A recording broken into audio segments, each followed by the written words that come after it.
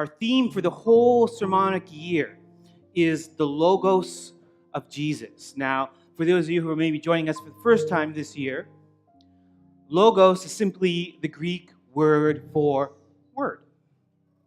So our focus for the whole sermonic calendar is to focus on the word of Jesus. And I've come to understand already in the first month of this journey, I've come to understand already that the Logos of Jesus just isn't the written word. It just isn't the rationale of God. It just isn't the prophet speaking through the Holy Spirit's moving the ideas of God, the ideas of Jesus. It's actually a word meant for you and me now, here, today. So these words were written down thousands of years ago by a disciple named John. And those words weren't just written for John's audience. Those words were written for us. Yes, they speak of an event that happens in Old Jerusalem. Yes, they speak of an event that happens just north of the temple. Yes, it's true. The words are about a particular place just north of the temple called the Pool of Bethesda. But actually, those words were meant for us today. Those words are meant for this location. Not only this location, those words are meant for every location who hears this. We talk about the Pool of Bethesda, and it was just north of the temple, but it was probably two pools. We don't know why. But it had two names, which is interesting, or two interpretations of the name. The Pool of Bethesda. See, the Hebrew language was Hebrew. The Jews' language was Hebrew. But Jesus didn't speak in the street Hebrew. In the street, they spoke Aramaic. And it's kind of like maybe you're from countries that have one language as their national dialect, but they use another language in the street, in the market, because more people who are intersecting with them can understand it. That's actually how it was in Palestine at the time of Jesus. Hebrew was the national language, but Aramaic was actually the street language. Now, it becomes interesting when we get to this Pool of Bethesda that's just north of the temple, because in Hebrew, the name means house of mercy. But that same name in Aramaic means house of shame. So it's like there's this lofty idea that there's this place of healing, but really in the street, in the Carmen marketplace, on the street corner, where the rubber meets the road, where people actually know what's going on, they know there's no mercy in that place. They know that it's a place of shame. It's a place where you go looking for mercy, but it's a place where you only find those who are full of shame. And so there Jesus walks into this place, and it's full of people who are sick, full of people who are sick, and they are down to their last hope. And maybe that's why. It's become a house or pool of shame. See, they've went there full of superstitious hope. There's a theory in this pool. There's a theory on the street. There's a theory that if you go to this pool, once in a while an angel will come down, and the angel will stir up the water. And when you see the water start to swirl, that if you can get into that pool, the lingering power from heaven of that angel who stirred it might heal you. Now, it's crazy that you find superstition in the church. Are you with me? Yes. Because there's no angel stirring this water. That's why they can talk lofty about it being a house of mercy, but in the street they know it's a house of shame. They know it's where you go when your only hope you have is superstition, not the faith that Marvin was speaking about. And so Jesus comes there and he sees all these sick people, and he sees this one man in particular, it says in verse 5. He says there's one man in particular in verse 5. There's one man who had been an invalid for 38 years. 38 years, this man has not been able to use his arms. 38 years, this man has not been able to use his feet. 38 years, this man has not been able to care for himself. 38 years, he's just rolled around down by the pool of mercy, which is really the pool of shame. 38 years, he's looked to be healed. This is why I know it's superstition and not truth, because you would think in 38 years, someone would have put that man in the pool. And if there is an angel in heaven, it would have came and stirred it. But God doesn't heal that way. God doesn't heal out of superstition.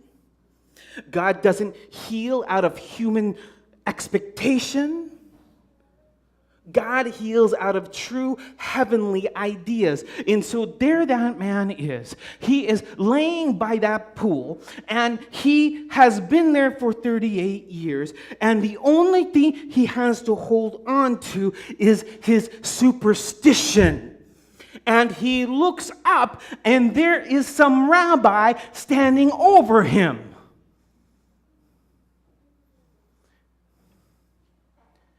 Can't imagine being in this guy's situation, but it says when Jesus saw him, when Jesus saw him lying there and knew that he had already been there a long time, he said to him, weird words. Because it said he already knew this guy had been there, what? 38 years. Second time it stated, long time. For those of you over 38, I'm not sure what the Bible's saying about us.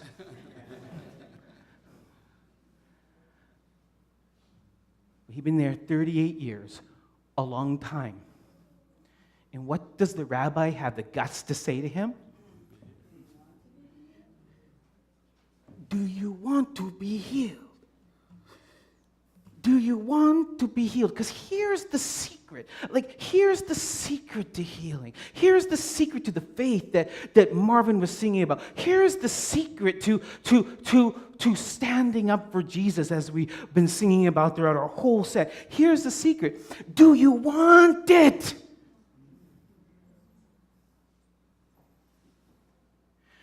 Do you want it? Because here's the secret. That wasn't the secret. This is the secret. There are many people who will come to the pool every week. They will be there even for Sabbath school. There are many people who will come to the pool every week. They will be there even for prayer meeting. There are many people who will come to the pool. They'll be there every week. 11 o'clock, they won't be a part of the late group. There's a group of people. They will come to the pool every week to be healed. And there will be no healing for more than 38 years.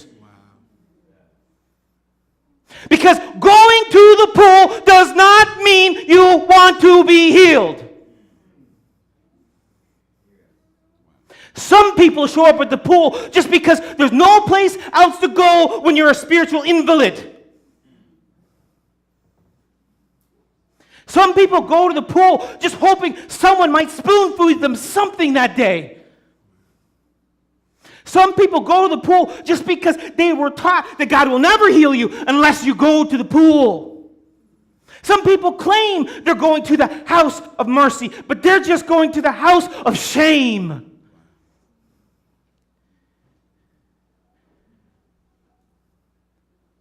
Because you've got to want to stand up. You can be in the right place. You can have the right religion. You can believe in the right God. Hold on. You might even show up on the right day of the week. Some of you know what I'm talking about, right?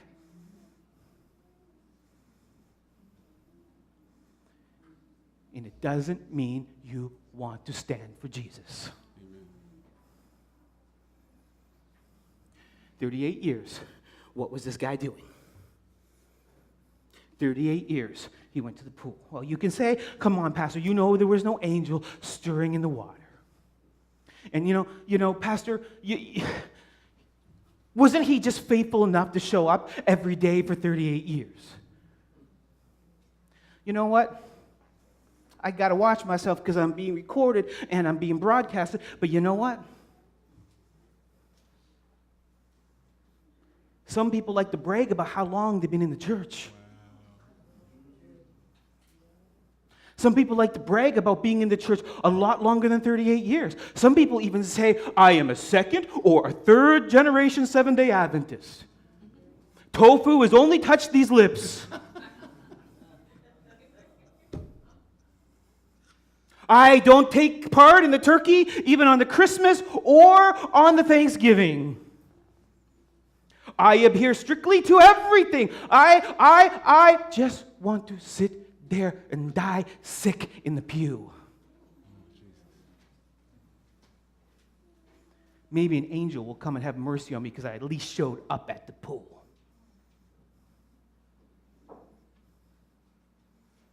Some people, none of us, right? But some people turn God's house of mercy into a house of shame. Because they don't want to stand up. And they get really uncomfortable when a rabbi calls them to stand up. When a rabbi says, this is the logos of God. When they look up and they see the rabbi standing over them, and he says, don't you want to be whole? So this man, he's looking up at Jesus, and he's thinking, I'm assuming, do you think I'm dumb? Why do you think I go to the pool every week? Some weeks I go twice. No one even gives me credit if I show up during the middle of the week to the pool. No one thinks I'm any more capable to walk, no matter how many times I come to the pool. I can even take up jobs in the pool. And does anyone say, it's great to see you made whole? But Jesus, not talking about what you do. Jesus, are you ready? We need to get this idea. Jesus is not talking about what this man can do, because can this man get up? No. You know what Jesus is talking about?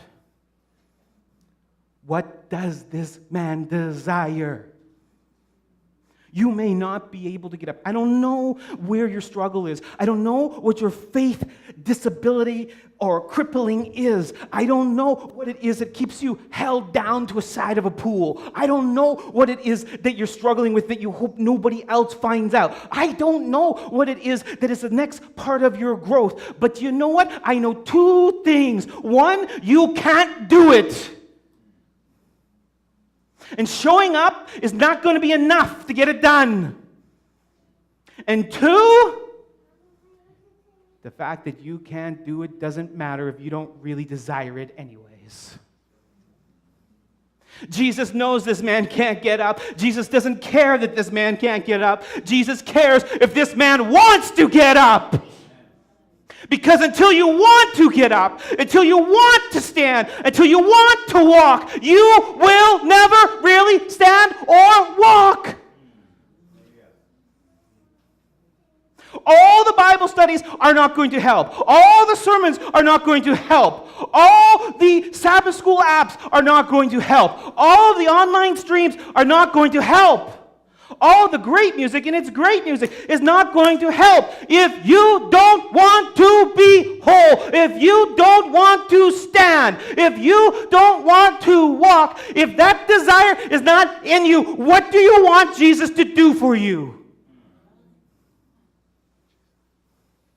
But if you want to walk, If you want to stand, maybe you want to run.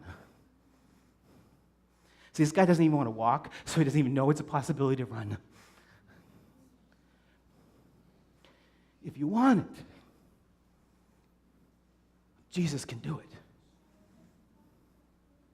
And sometimes I ask myself, even about my own walk, I ask myself, why aren't I up this next level? I've wanted this next level for a while. Why aren't I there? And I find the rabbi standing over me saying, do you really want it?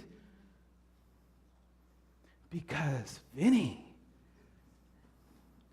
when you want it, it's nothing for me to do it. When you want it, it's nothing for me to do it. But not even the faith of Jesus works when you don't want it. Please, don't get me wrong. Come to church. Please, don't get me wrong. Come to Refresh on Wednesday night. Please, don't get me wrong. Come to Sabbath school. Volunteer to help out. Come to the homeless shelter tomorrow. Please, do these things, but they are not going to make you whole. I wish you did those things because Jesus had made you whole. Listen to the man. He says to Jesus in verse 7, he says to Jesus, "Sir, I have no one to put me into the pool. It's not my fault I'm crippled. It's not my fault I came here for 38 years. Pastor didn't preach one sermon to help me. 38 years, not one health ministry class that taught me how to walk. 38 years, you think someone would try hydrotherapy with me. 38 years, I keep coming here, nothing. It's not my fault, Jesus, that I don't walk." When Jesus saw him, "Do you want to be healed?" The man's like, "Sir, I have no one to put me in the pool when the water is stirred up. And while I am going down, another steps in before me." You see, I would be healed, but other people who aren't as sick as me keep pushing me out of your glory. Let me tell you, that's what pastors hear in their office all the time. "Well, I don't want to lose it on people like I did. But if someone else wasn't pushing me out of the pool, I wouldn't be like that. Oh, I don't want to treat my family like that. But you know, if I could just get a little spiritual traction from people around here, I could be better." Jesus knows your excuses. You know what? Jesus is bigger than your excuses. But Jesus can't change your desire. And please understand, your excuses are only there because you don't want to get up. Please understand, I don't care what your excuse is. This goes for me. Excuses are like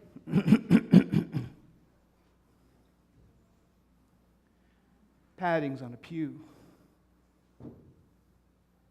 They're there to keep you comfortable in the pool.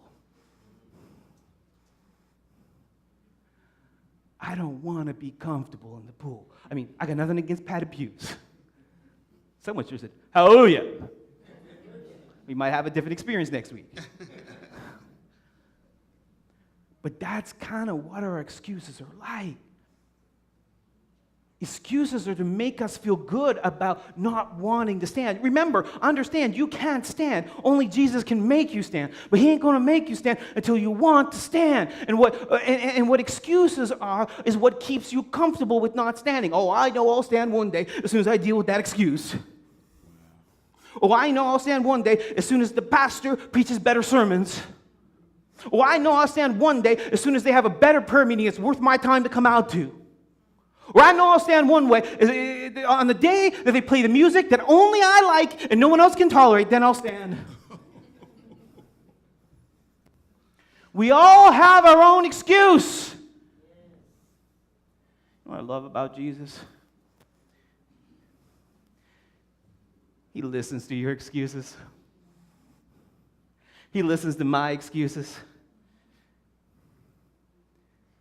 And he just smiles down at us at that pool.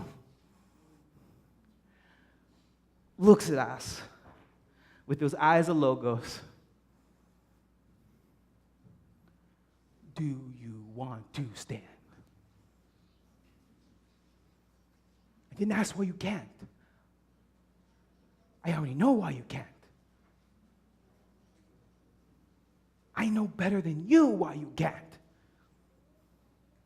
You think that man understood anything wrong with his spine? You think that man understood anything about a central nervous system? You think that man knew anything about impulses that go between the brain and the legs and the arms? You think he did? Not 2,000 years ago. You know who did? Jesus.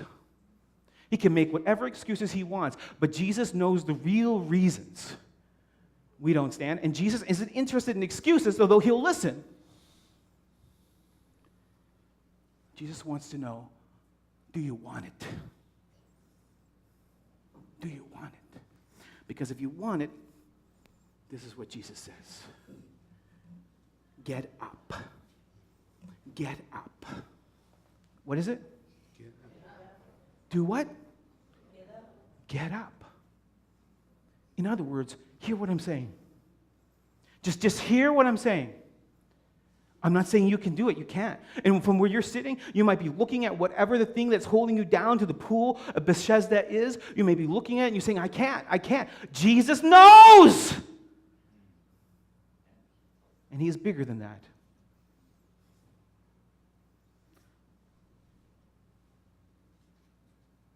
But when you want it, he's going to make it happen. And all that happens here, this is not righteousness by works. This is not obedience. This is desire in action. When this guy wanted it, more than he wanted his excuses, he believed that it would happen, and Jesus was right there to make it happen. Jesus said to him, get up, take up your bed, and what? Walk. All the guy wanted to do was go to the pool. You remember that? Because Jesus' solution to your problems are bigger than your dreams. If you're asking Jesus to get you into the pool of superstition, he's going to move you right past that. You're not stopping at that pool. You're getting up. You're picking up that bed that you've been laying on for 38 years, and you're going home.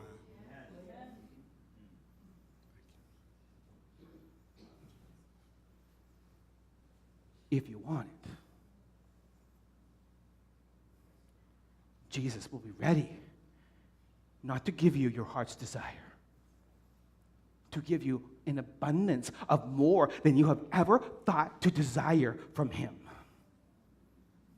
Jesus says in the 10th chapter of this same book, I have not come to give you life that is blah. I have come to give you life beyond expectation. I have come to give you life beyond dreams. I've come to give you something better than just everyday life. I have come to give you abundant life. I've come to give you life that never ends. He's not going to let you walk to the pool. He's going to say, pick up your bed and walk. This is the Logos moment of this sermon. I wanted to make the Logos moment, do you want it? But I realized when I was preparing this sermon, yes, you have to want it. But the Logos moment that tests this desire is when Jesus says, you got it. Do you know that in the life of every Christian, in the life of everyone who isn't a Christian, in the life of everyone who is ever born, whoever dies, their greatest desires and more could have been realized because God was there to give it to them.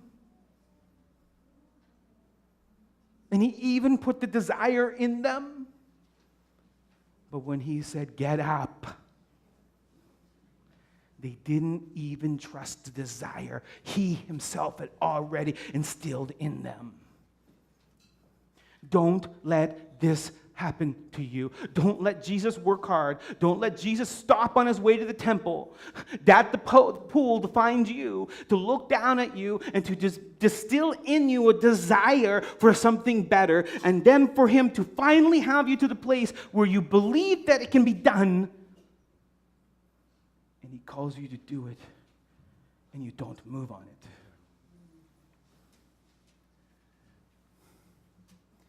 That day,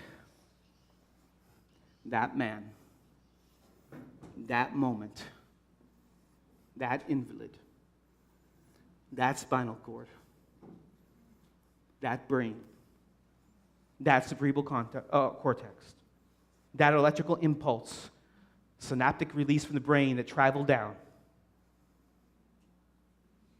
it not only wanted it, it believed that there was a God in the universe who would give it. And he stood.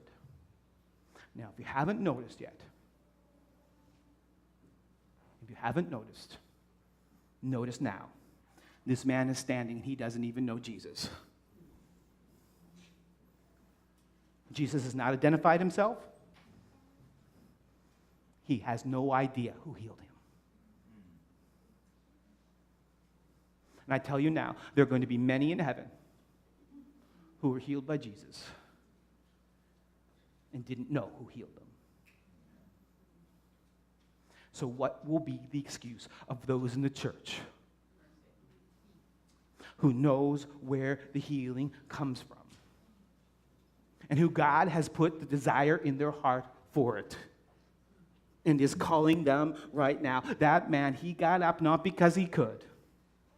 That man got up not because he could. That man got up because a voice he didn't yet know who it belonged to commanded it. And he did it. Now, whenever you stand up, expect a good Sabbath keeper to come along and knock you down. I'm not lying. John chapter 5. The Pharisees come to this man. They're like, who authorized this healing? I mean, that's the way a legalist always is. That's the way a skeptic always is. Like they're looking at a man that for 38 years was crippled, and they're interested in, who told you you could stand up? Understand that even when you have the desire, did you hear me? Understand, even when you have the desire and you respond to that understanding and that desire, understand there will be people who don't believe in you. And there will be people who tell you you don't have the right for an abundant life. There will be people who have the gall to tell you because of your past, because for 38 years you stayed down, because of your past, because for 38 years we knew these rancid stuff about you. There will be people who say that for 38 years we know what you were, and we know that you're no good, and we know that you're always going to be no good. And you know what? You let them say that because they cannot deny that you're standing there. And the only reason they're mad at that man is not because he broke the Sabbath by being healed or picking up his bed. They're mad at that guy because they can't deny the power. There's always people who want to keep each other down, but that's because they don't have the desire to get up themselves. And so the Jews, they said to him, they said, man,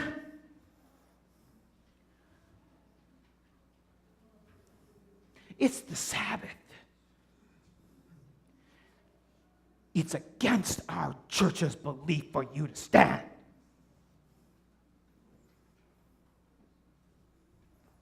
Man, it's the Sabbath. We don't go picking up beds around here.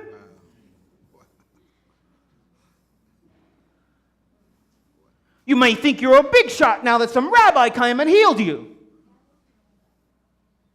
You don't get to break the law of Moses.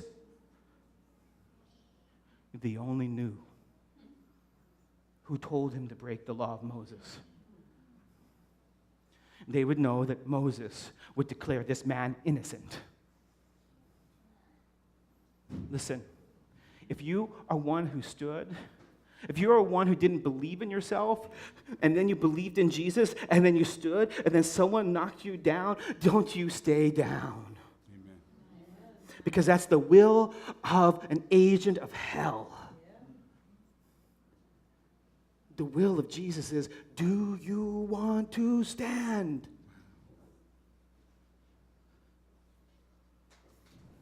It's the Sabbath. It's not lawful for you to pick up your bed. Who is it that said to you, take up your bed and walk? And this guy says, I don't even know who it was. He didn't tell me. He didn't tell me his name. He didn't tell me his rank. He didn't tell me who sent him. You know what he told me? My desire had to change. And I believed him. And I'm walking. By the way, Pharisee, pastor, elder, teacher, board member, we have great ones here. I'm not picking on ours, but that's who they were the equivalent of in that world. 38 years. You never asked me to stand. 38 years. You preached good sermons about why I wasn't worthy to stand up. 38 years. I was looking for a pool of mercy, and you kept me in the pool of shame. But this man, who I don't even know his name, he came and stood over me, and he looked down at me. He says, all I need is for you to want it. Get up. Get up. Get up. And now I got up.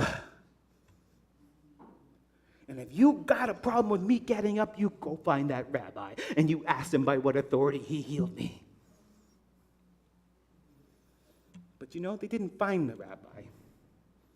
But the rabbi found the man. The rabbi went looking for him.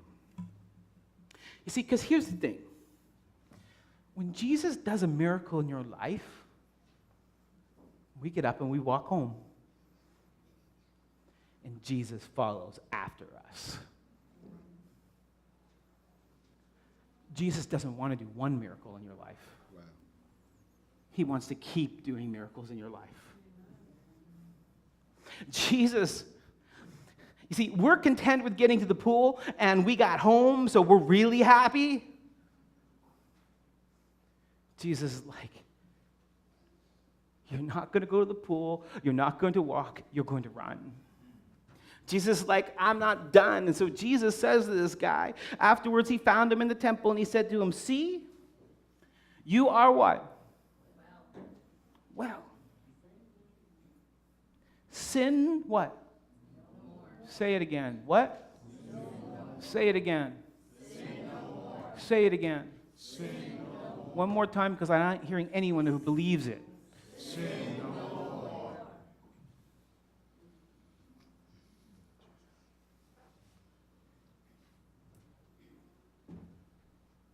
Jesus isn't going to leave you once you stand. He's going to find you, and he's going to keep you standing. Please understand this point. Did Jesus wait for the man to stop sinning before he healed him? No. Did Jesus wait for the man to stop sinning before he healed him? No. What in God's good name is the church doing if it doesn't believe in people? Even when they're still stuck at the pool of shame. It's the same thing he told the woman caught in adultery 3 chapters from now. Neither do I condemn you. Now what? Go and sin no more. What you need to get in your head is Jesus' blessing upon your power to walk, Jesus' blessing upon your power to stand up, Jesus' blessing upon your power to change your life is in no way, no part, no fraction in accordance of where you're at right now. And if it is, then this story is legalism, and we should disregard it. It is only based on your desire to not be where you are. And once he has that, he has everything to make you go and not fall back in. He says, go.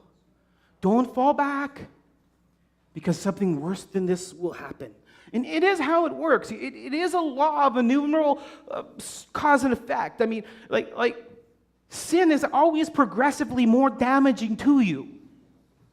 Now, please also don't get the idea that everyone who is sick because they sin. No. I don't even think that's why he's sick. I think he's sick because his sin was not getting up.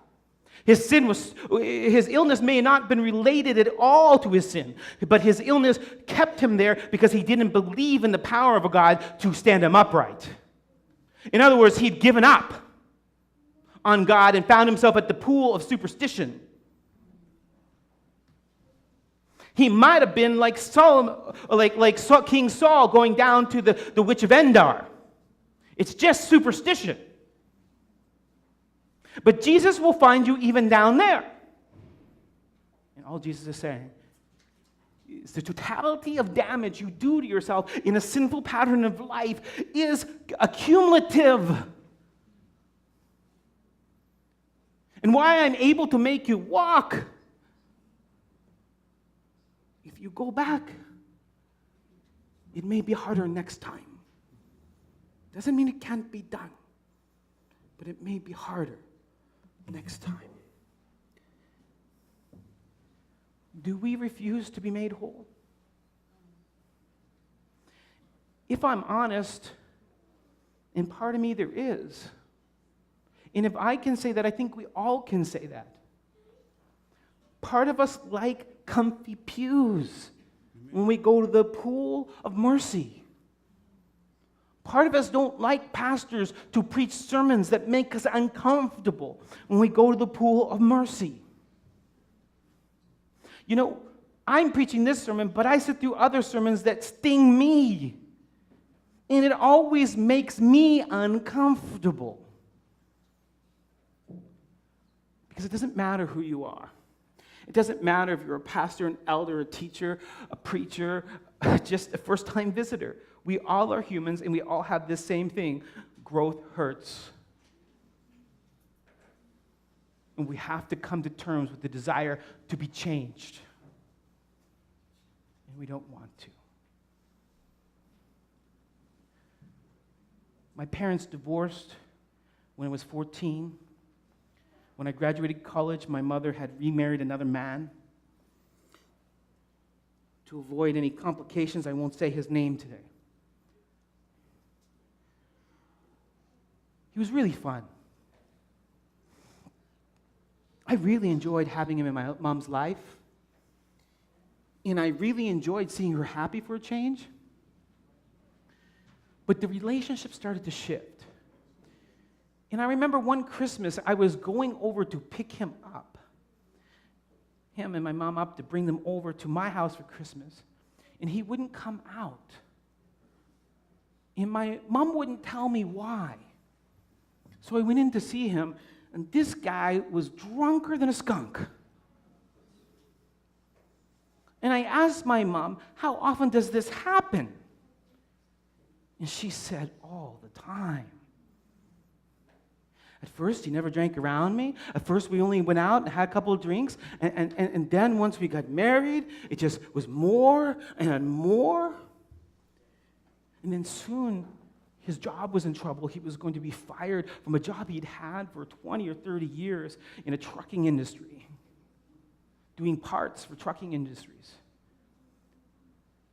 And he asked me for help. He asked my brother for help. He asked for help to get him through anxiety, to get him through help, to take him to detox, to take him to an AA program. He asked for our help. He wanted to save his job. He wanted to save his marriage. And, we really helped him. And my brother, even like would drive him back and forth to work. And I organized, a detox center once for him. And we were really helping this guy. And because we loved him and he was a good part of our family. And then like I would go over to check on him and I would see him out in the backyard and I'd see him taking a swig from something and he'd see me come and he'd throw it behind the shed. Vince, I'm so glad you came over.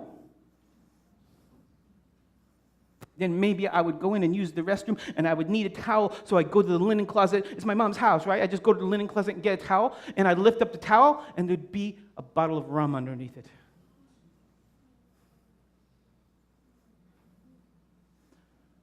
One day there was a violent altercation. And my mom came running to my brother's house that was down the street. And then they called me and I was so angry. There are a few times in my life I've been that angry. And my mom said, I just need you to go in and just get a few things that belong to me. I'm never going back. I'm the oldest son. I went there, man. It took everything not to clean that guy's clock. I'm not a little guy. I haven't always been a pastor.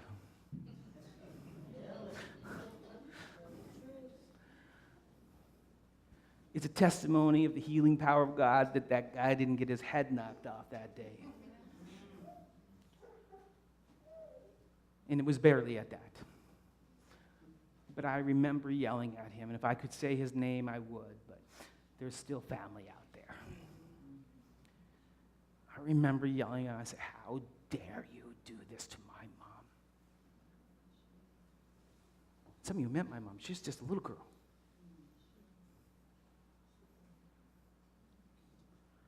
And I said, what the Hades is wrong with you? We did everything to help you. We did everything to reach you.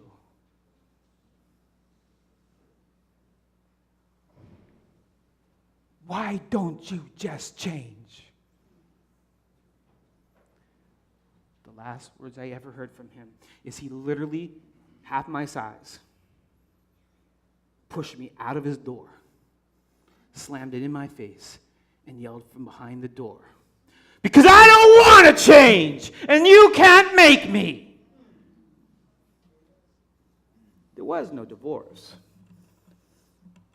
My mom just never went back.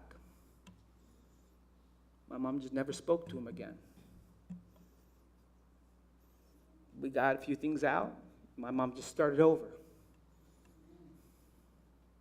Because my mom did want to change. Here's the thing. If there's someone in your life who doesn't want to change, you can't make them. They have to desire to stand. About 3 years later, got a phone call from one of my best friends. He's really my best friend. Went to high school together. We barely talk, but he's my best friend. He knows everything about me, the good and the not so good. We went to high school. I haven't always been a pastor. He called me and he's like, do you know that your mom's husband died? I said, no. He said, yeah, I read it in the Hamilton Spectator. Sudden death of suspected intoxication while driving.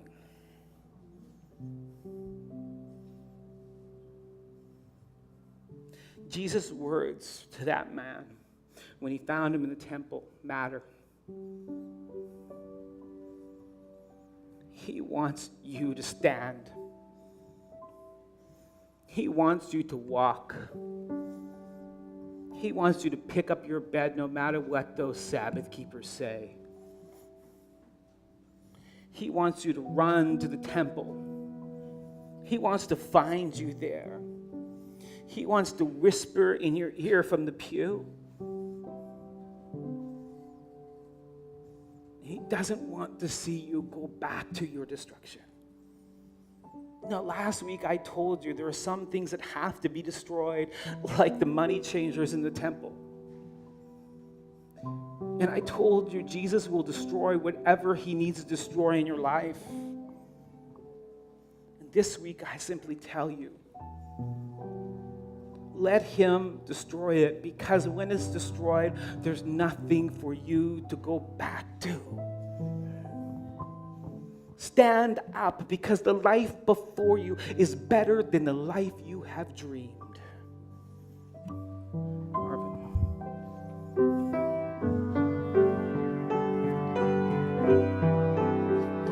Stand up for Jesus. He soldiers of the cross. Lift high his royal banner. It must not suffer loss. From victory unto victory, his army shall he lead, till every foe is vanquished, and Christ is Lord indeed. Stand up for Jesus. The trumpets all obey. Forth to the mighty conflict in this his glorious day. He that is now serve him against unnumbered foes. Let courage rise with danger, and strength to strengthen those. Stand up for Jesus. Stand in his strength alone. The arm of flesh will fail you. You dare not trust your own. Put on the gospel armor, and marching on to prayer, where duty calls or danger, be never wanting there.